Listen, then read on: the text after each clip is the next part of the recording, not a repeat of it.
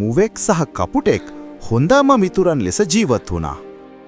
දිනක් කපටි නරියෙක් මේ මුවාව දැක ඔහුව රවටා මස් අනුභව කිරීමට සැලසුම් කළා. නරියා මුවා සමග බොරු මිත්‍රත්වයක් ඇති කරගත්තා. බුද්ධිමත් කපුටා මේ කපටි නරියගෙයි මුවාගෙයි මේ යාළුකම දැක්කා. කපුටා අනතුරු ඇගවුවත් මුවා එය ඇසුවේ නෑ. මුවා නරියා හරීම හොඳයි කියලා කිව්වා. දිනක් නරියා මුවාව දඩයම් කරන්න කියලා හිතාගෙන ගොයම් කෙතකට කැඳවාගෙන ගියා. එහිදී මුවාව වැද්දෙකුගේ උගුලකට හසු වුණා.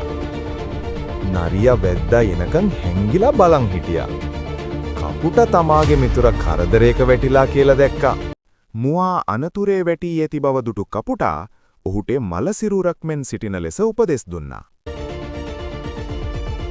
වැද්දා පැමිණ මුවා මැරී ඇතයි සිතා උගුල ලිහන්න පටන් ගත්තා. උගුලෙන් ගැලවුණ මුවා වහාම එතනින් දුවන්න පටන් ගත්තා. මුවාගේ පස්සෙන් වැද්දා දුවන්න පටන් ගත්තා. වැද්දා මුවාට පොල්ලකින් දමල ගැසුවා. මුවාට විඳීමට වැද්දා දැමූ මුගුර වෙදුනේ කපටි නරියාට. නරියා එතනම අවසන් වුණා. කපටි නරියා තමා කළ දෙයට දඬුවම් ලැබුවා.